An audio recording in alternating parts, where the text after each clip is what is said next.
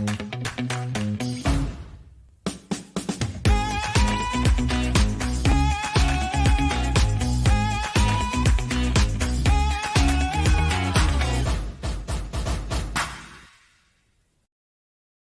liked it.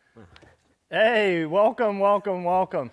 This is week 4 of our 8-week spring training series. So we're super excited to have you. If this is the first time you've joined the Toolshed, welcome. If you're already living the Toolshed life, then thanks for coming back. Hey, you know, Toolshed is brought to you by Schedule Engine, and today's episode is sponsored by our good friends over at Emerson. Speaking of good friends, I got one next to me. What? What? I didn't know we were going to make it official. You're my friend too, buddy. How are you? Good, good. Cool. Today, you know what today's all about? Meme Monday. It's Meme Monday. All right, we're jumping right in. We got a whole episode for you, but let's start with the fun stuff. Okay.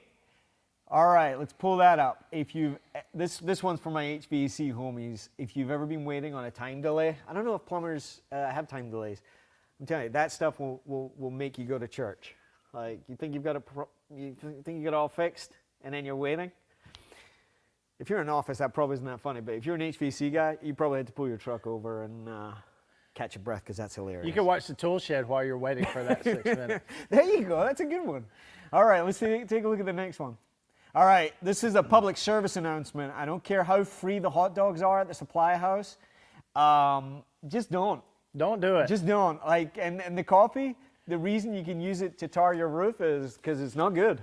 It's like the coffee out of this coffee pot back here. Yeah, just, you know what, skip the, you know, there's enough going on. Skip the free lunch. All right, the next one. All right, this is, have you ever got home, Jerry, and you're like, you don't remember anything? Like, you just don't remember. Like, you pull in, you're like, how did I get here? Yeah, I don't remember any roads. And it's like, you're like, sometimes you have those days, you know, and like, ooh. We talk about this in one of our lessons. We'll need to do that, but like how smart we think we are versus how smart you are. If you ever want to know how smart, ask them, how many stop signs you passed today? Like, super important, right? Oh, yeah. And like, yeah, and I'm like, I asked them, I'm like, ooh, 1, 2, carry the 2. Yeah, so, hey, for all those that have just come off a week like that, hopefully you're recharged and ready for Monday. All right, thank you. All right, what else we got? Let's do a shout out. Hey, that meme Mondays for our friend Alex Taylor. She says she loves Mondays because we do the memes. Favorite part of the show. That's good. Right, hey, right. Everybody should have one. Hi, Alex. Speaking of shout outs, let's give a warm Toolshed welcome to our friends over at Comfort Matters, I believe in Hanover, Minnesota. We know Corey Hickman is watching. Hopefully his team's got the memo. Hey, we're glad you're here. Thanks for, is it a shedder? Thanks for being a shedder. A shedder. Hashtag shed. Shed life. It's coming to life. Hey, Jerry's going to be selling bumper stickers out the back of the tool shed here before too long. Hashtag shed life. Hashtag you heard it here first. All right. Hey, let's remember today's episode is all about being a bench warmer. So, what do you think being a bench warmer is? Like, who's a bench warmer? What's the point of not being a bench warmer? Well, the point is you got to get off the bench. Right. You got to get off the bench, and sometimes we start thinking, well, I'm getting all the bad calls, or they're sending me to the wrong part of town, or my customers don't have much money, or I'm only getting the $59 cleaning checks. Right on. Or I only run preventive maintenance calls, and so we don't perform, and we end up just sitting on the bench. Right. Meanwhile, we're looking at everybody else that's in the game and going, well, sure, if I had those customers, I could do that. If I had that guy. Well, yeah, sure, if dispatch liked me as much as they like that cat, sure. If my boss was different, right, okay, yeah. And there's bench warming in life as well, but we'll stick to work. So here's what I learned about bench warming, and I've been really, really lucky. I'm generally not the smartest guy in the room, but like I've been really lucky to work with some smart people, and here's what I learned from them. At some point, somebody took me aside, and they explained that life, we're kind of all in this, and we all go through this same journey where we're in this little boat. What did you call it earlier? A John boat. A John In the boat. South, we call it a John boat. A John boat. A little He wants dinghy. to call it a dinghy. A dinghy. So, like, you know what I mean? It's like a little boat, and you've got this tiller, and it's like attached to the rudder, and like, it's our job in life to go ahead and decide where that boat goes, right? Now, sure, you can get into it. Some of us have yachts, some of us have family boats, but for most of us, we get the boat we get, right? And that's just how it goes. And all we can really do is decide where it goes. Now, for the most part, what I've learned is that everybody, what is it they say? Every ship has a good captain in calm waters. But what I've learned about champions, what I've learned about professionals, is that it's what you do when the waves start to come. And the waves can easily come at you. And in life and during the day, you can have a plan for a call, but when you go in, and the big waves start coming, the temptation is just to pop your hands up and sort of grab for cover. And at that point, if you're not steering your boat, who is? Well, those are the curveballs, right? Those are the curveballs. And this is one of my favorite Eddie McFarlane stories. Like, and if you like this story, give us a thumbs up or a like or something on the channel. But like the curveball is what throws us off, and we let go of the tiller. We take our hand off, and if we're not driving it, and the thing about it is, we can't control the situation. We can only control a response, and that's what people that get in the game do. They understand that they don't control how much time's on the clock, or what the other team is, or whether the ref's with them. But champions win games regardless, right? They understand what they're in control of and what they're not in control of. And so when you go in and that customer hits you with, well, what's that? You're always, it was working fine until you got here. Every time you come out here, you right? try to charge me something. You've got your shoe cover on, you're looking up, and it, pew, pew, pew, pew, incoming, right? And so the question is, what do? Well, you could complain and say, well, or you could handle it like a champion. And here's what champions understand, right? Jerry talks about there comes a point in your career where you decide, this is how I'm making my living. This is where I'm hanging my jacket. This is how I'm taking care of my family, right? Because that's what it's all about. Well, you're gonna get these calls, and champions have figured out that the best way to handle the curveball is to be in control. And at small c, appropriate, nothing weird, right? Like just, Mrs. Smith, thanks for sharing that. I can tell you're upset. And what I can tell you is I'm going to be right here with you. I'm going to listen to everything you have to say. I'm going to check out the system. And then you and I are going to figure out the best path forward. And I just want to let you know we're going to get you taken care of. And then we let them, they typically got a bit more, and we go, I understand. And then what can happen is like, well, I'm not paying for anything, then you guys need to figure this out. And the amateur goes off half cock and speaks without thinking. The professional knows that he's got a few things in his pocket that he can pull out, and he'll probably say something like, Mrs. Smith, I forget who said it, but prescription before diagnosis is malpractice. I'm sure you don't want that. Why not I go down, figure out what's going on, and we'll get this figured out together, right? Yeah. That's what you do, and that's what taking control is. When the big waves come, you got to be prepared for them. So as a champion, what are you doing every day to get better, right? Well, there's only so many things that customer's going to throw at you. So when they throw that, hey, every time you come out here, you try to charge me something. Every time you come out here, you find something wrong. You should be prepared for that. Yeah, absolutely. You should be ready for that. And it might sound something like, well, I'm sorry you feel that way. You know, our job as a technician is to just discover the facts and find out what's going on with your system, and then your job as a consumer is to decide what you want to do with that information. That's right. As a good doctor, I can't not tell you. I got to tell you. Now, if we come out here and we tell you the same thing, you have a cracked heat exchanger, you have a cracked heat exchanger, you have a cracked heat exchanger. You probably have a cracked heat exchanger, ma'am, and we should probably do something about it.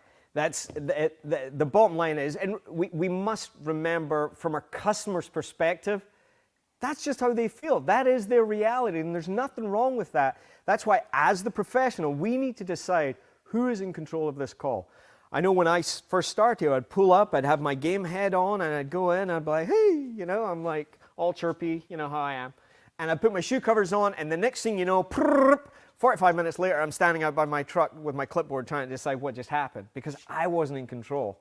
I didn't do the best job. And the reason control is so important is because our customers are counting on us to be able to give them everything they need to get the full value of our service because we're professionals, and that's what we're there for. All right, so what if What if I don't get in the game as much as other guys? What if I'm the preventive maintenance technician? I'm new in my career. What if I'm the $59 clean and check guy, and those are the only calls they give me? What do I do about that, Eddie? So it's a great question, and here's the reality. I was that $59 cat. I was that one. So here's what I did. Like, I would go to, I worked for a good company that would invest in things like this. We would hear messages like this regularly. I would consider those Hail Mary calls, right? Like, if they're not going anywhere, and man, I would just be dumb enough to try the stuff that I heard. I'd walk in and go, I understand how you feel. A lot of customers felt that way. What they found was, I'd be like, wow, that worked, right? And sure enough, when I went in thinking that these calls, there was something I could learn on every single call, man, those calls got pretty good. And after a while, they were pretty good for everybody to run. And here's the deal. You can learn something on every single call. That knee pad you're kneeling on in front of the furnace, those are installation instructions. Go ahead, open those up. There's a whole world of magic and mystery. You can actually learn everything you need to know from the magical knee pads. True story. You know, it's funny that when you get that technician that says, I get these $59 calls, and I can't do anything with them. If I had better calls, I could perform better. Sure. And the fact is, like, pay comes after performance. Now, that might hurt a little bit, but we talked about Marlin's Law, and we're going to tell you the truth here. And And clarity is kindness, as my friend Eddie McFarlane likes to say. But listen, you got to perform on those calls because pay comes after performance. Right on. And performing can look like a lot of different things. And hear us. This isn't just about like selling humidifiers or air scrubbers. This is about taking care of customers. And if you can't find one good way to excel and learn on every call, your head's not in the game, because there's ample opportunities for you to be an indoor comfort specialist, a safety specialist, a finance specialist, a thermodynamics expert, a low voltage expert. There's something to learn on every call. But here's the deal: you gotta do it. And before you're like, yeah, thanks for the Tony Robbins seminar, guys. My teeth are big. I don't think they're that big. But the deal is, you've got to want it for yourself, because here's the thing about the dinghy is you made a promise to your family, maybe to your kids. Maybe you're gonna be the first one to put your kids through college, and you run all these calls and you see this lifestyle for everybody out there. That is totally available to every blue collar brother and sister. But you got to put the work in, and you got to be the best at what you do. And what I've learned is champions don't wait to be given things to give things in return. They give without expectation. They invest in themselves. And the dirty little truth is, nobody should care about your career more than you. So when you get the choice, and by the way, like, I don't care if they put you in the warehouse for 3 weeks to sweep up. Take a NATE course. You know, some people love them. Some people think they're a test. Invest in yourself. Find something. Go home. Google it. We literally live in the information age. And what I've learned, again, not from me, but from the thousands of people that I've been able to work with over the years, is champions don't wait. Like, they don't wait.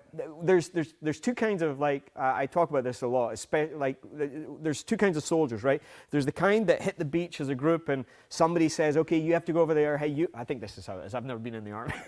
You have to go there double time and hey, go up that hill, and then when you see them, and then there's a plan, and someone has to organize all that, and if all goes well, you know, mission accomplished. Then there's people that hit the beach, all their gear's gone, they've got a knife between the teeth, and they're going to take that bunker because that's what they said they would do.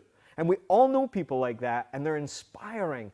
And my challenge this morning is, who are we inspiring, and which one of those cats are we? Yeah, hey, I had a really good technician that worked with us one time, David Hickey. He's a fan of the Toolshed. And David would go into people's homes and he would see a thermostat that he'd never seen before.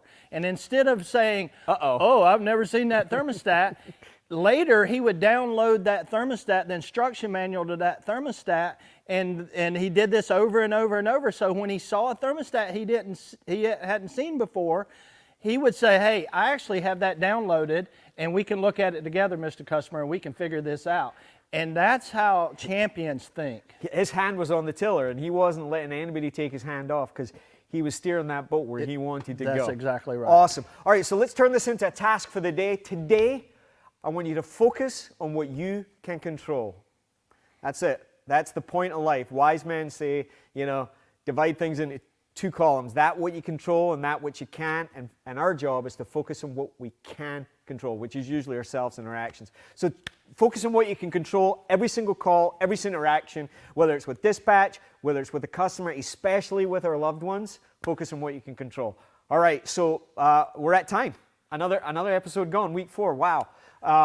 Thank you for coming to the Toolshed, brought to you by Schedule Engine. This episode sponsored by our great friends at Emerson. Join us all week. We've got a big week coming up, some really big stuff for work-life balance, some of that important stuff that we all been talking about in the group. And this is where literally, at this point, tens of thousands of people have come to learn how to make their life just a little bit easier here at the Toolshed. And as my good buddy says, hey, be good, do good. Go out and crush it today. Thanks so much. Hashtag Shed Life. Shed life.